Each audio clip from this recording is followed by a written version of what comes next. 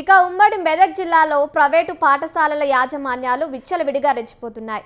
విద్యా వ్యాపారమే పరమావధిగా కొన్ని ప్రైవేటు కార్పొరేట్ విద్యా సంస్థలు సామాన్య ప్రజలను దోచుకుంటున్నాయి. నూతన విద్యా సంవత్సరం ప్రారంభమైన నేపథ్యంలో స్కూల్ ఫీజులు, డొనేషన్ల పేరిట అడ్డగోలు వసూళ్లకు తెరలేపాయి. నిబంధనలకు తిలోదకాలు ఇస్తూ తల్లిదండ్రుల నుంచి అధిక ఫీజులు దండుకుంటున్నాయి. ప్రైవేటు స్కూళ్ల నిర్వాహకంపై మరింత సమాచారాన్ని మా ప్రతినిధి యాదగిరి గౌడ్ అందిస్తారు. చెప్పండి యాదగిరి. Good morning Kavya. ఏదైతే విద్యా సంవత్సరం ప్రారంభం అవుతున్న నేపథ్యంలో ప్రైవేట్ విద్యా సంస్థలు దండుకోవడానికి పూర్తిగా సిద్ధమైనని చెప్పొచ్చు. మెదక్ జిల్లా వ్యాప్తంగా ఉన్నటువంటి అనేకమైనటువంటి విద్యా ప్రైవేట్ పాఠశాలలు తమ యొక్క తెలివికి పదులు పెట్టాయని చెప్పొచ్చు.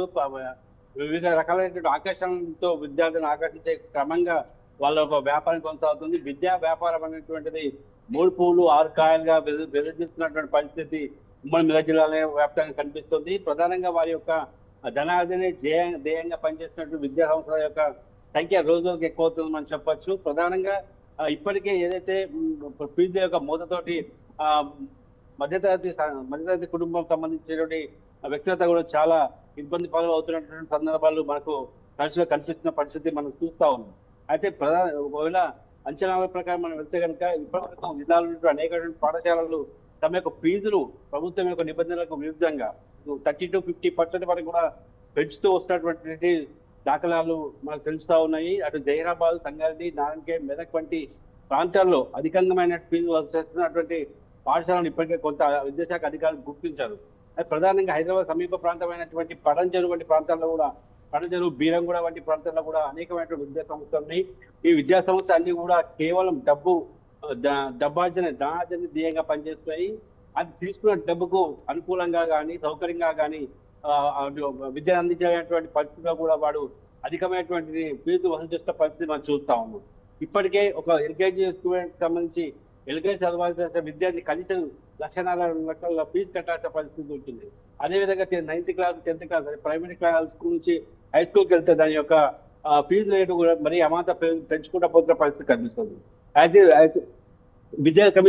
తెలంగాణ విద్యా కమిషన్ ప్రకారంగా 2 సంవత్సరాలకు ఒకసారి కేవలం 8% మాత్రమే ప్రైవేట్ విద్యా సంస్థలు తమ యొక్క ఫీజు పెంచాల్సి ఉంటుంది. కానీ అది పూర్తిగా విరుద్ధంగా 30 to 50% వరకు ఫీజు పెంచడం కొనసాగుతోంది. ఈ నేపథ్యంలో ఇప్పటికే తల్లిదండ్రులు అనేక ప్రాంతాల్లో ఆందోళన చేయడం జరిగింది.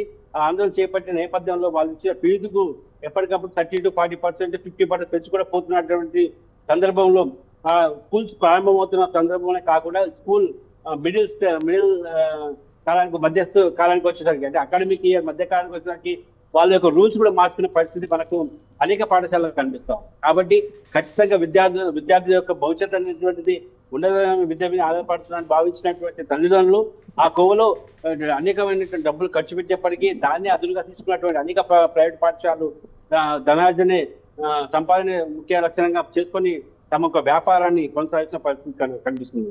ఓకే, ఏదైతే తల్లిదండ్రులు తమ పిల్లల భవిష్యత్తు కోసం డబ్బును వెచ్చించినప్పటికీ మితిమీరినటువంటి ఫీజులు, అధిక మొత్తంలో ఫీజులు మోస్తున్నప్పటికీ కొంతమంది తల్లిదండ్రులు ఒక కమిటీగా ఏర్పడి ఆయా స్కూళ్ళ పైన కొంత ఆందోళన చేసే సందర్భాలు చాలా ఉన్నాయి. బీరంగూడలో ఉన్నటువంటి ప్రాంతంలో అనేక స్కూల్స్ లో కూడా కొంతమంది విద్యార్థులు రోడ్డు పైకి వచ్చేసి ధర్నాలు చేసి తమ యొక్క ఆందోళన వ్యక్తపరిచిన సందర్భం ఉంది. కానీ ఇక్కడ ముఖ్యంగా ఏదైతే దీన్ని పర్యవేక్షించాల్సినటువంటి ఎఫ్ఈఎస్సీ కానివ్వండి, లేకుంటే జిల్లాకు సంబంధించి డిఓ కానీ ఏదైతే వచ్చినటువంటి కంప్లైంట్స్ రేజ్ చేసుకొని దాని మీద విద్యాపరంగా కానీ వాళ్ళ విద్యా వ్యవస్థలో ఉన్న చట్టాల ప్రకారం కానీ ఖచ్చితంగా చర్యలు తీసుకోవాల్సి ఉంటుంది. కానీ ఎక్కడ కూడా ఆ యొక్క పాఠశాల పైన చర్యలు తీసుకోవడంలో వాళ్ళు ఉన్నత స్థాయి అధికారులు శ్రద్ధ చూపించకపోవడం అనేటువంటిది వాళ్ళ యొక్క నిర్లక్ష్యానికి పరాకాష్ఠగా మనం చెప్పచ్చు. ప్రధానంగా ఏదైతే స్కూల్స్ మితిమీరినటువంటి ఫీజులు వసూలు చేస్తాయో 2 సంవత్సరాలు కాకుండా మధ్యలోనే ప్రతి సంవత్సరం ఫీజు పెంచుకుంటూ పోతున్న సందర్భంలో ఖచ్చితంగా విద్యాశాఖ చట్టపరంగా చర్యలు తీసుకునే అవకాశం ఉంటుంది. కొన్ని సందర్భాల్లో ఆ యొక్క స్కూల్ సంబంధించినటువంటి పర్మిషన్ ని కూడా క్యాన్సిల్ చేసేటువంటి పరిస్థితి కూడా ఉంటుంది. కానీ ఎక్కడ కూడా ఇలాంటి సంఘటన చోటు చేసుకోవడం లేదు.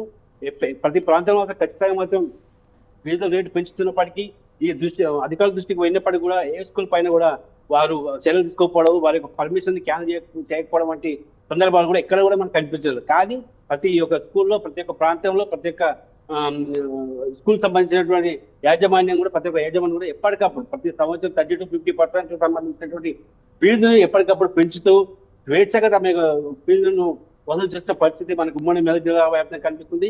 ఓన్లీ మెదక్ జిల్లా వ్యాప్తం కాదు, రాష్ట్ర వ్యాప్తంగా ఉన్నటువంటి అనేక పాఠశాలలు ఈ యొక్క చదువులు కొనసాగిస్తున్నట్టుగా ప్రతి ఒక్కరికి అర్థమవుతున్నప్పటికీ ఆ జిల్లాకు సంబంధించిన అధికారులు స్పందించి ఈ సంవత్సరం నుంచి కనీసం ఆ చర్యలు చేపడితే కనుక మధ్యతరగతి కుటుంబ సభ్యులు కానీ పేద విద్యార్థులు కానీ ప్రైవేట్ పాఠశాలకు వెళ్ళి చదువుకోవాలంటూ ఆశపడుతున్నట్టు కుటుంబాలు కానీ కొంత బాగా తగ్గే అవకాశం కల్పిస్తోంది.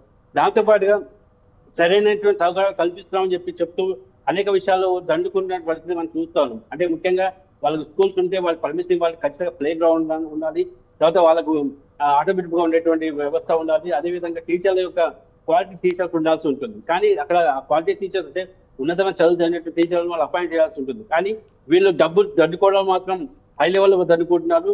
క్వాలిటీ లేనటువంటి అంటే హై ఎడ్యుకేషన్ లేనటువంటి టీచర్లను అపాయింట్ చేసుకున్నందుకు వాళ్ళ ద్వారా విద్యను అందిస్తున్న సందర్భాలు చాలా ఉన్నాయి. అంతేకాకుండా ప్రధానంగా వీరు ఎప్పటికప్పుడు ఫీజులు వసూలు చేస్తున్న విధానంలో కొత్త తొక్కుతా ఉంటారు. ఎందుకంటే ఇప్పుడు ఏదైతే డ్రెస్ సంబంధించిన విషయాలని, స్కూల్ యూనిఫామ్ సంబంధించినటువంటి అదండి, తర్వాత బెల్ట్స్ సంబంధించిన విషయాలండి, లేదా బుక్స్ సంబంధించినటువంటి వాటి ఖర్చులు కావాలండి, అదే యాన్యువల్ ఫంక్షన్ సంబంధించినటువంటి అమౌంట్ కానీ ఈ విధంగా ఎక్కడికక్కడ దండుకునేటువంటి ప్రయత్నంలోనే విద్యా సంస్థలు తమ యొక్క తెలివితేటలను తమ యొక్క ప్రావీణ్యం చూపిస్తున్నాయి. కానీ ఎక్కడ రిజల్ట్ వస్తున్నాయని చెప్పుకుంటున్నారు, కానీ వచ్చిన రిజల్ట్ ఎంతవరకు సమంజసంగా ఉంది, అంటే విద్యార్థులు ఎంతవరకు పర్సెంటేజ్ లో పనిచేస్తున్నట్టు, అంటే విద్యార్థులకు ఎంత మేర ఫలితాలు దృష్టి పెట్టినటువంటి విద్యా సంస్థలు, ఈ విద్యా సంస్థలకు పూర్తి స్థాయిలో జిల్లా స్థాయిలో ఉన్నటువంటి ఉన్నత స్థాయి అధికారులు కానీ లేదా డిఈఓ స్థాయి అధికారులు కానీ కొమ్ము కాస్తున్నటువంటి పరిస్థితి మనం చూస్తా ఉన్నాం. ప్రధానంగా జిల్లాలోనే కాదు, రాష్ట్రంలో ఉన్నటువంటి అనేక విద్యా సంస్థలు కొనసాగుతాం.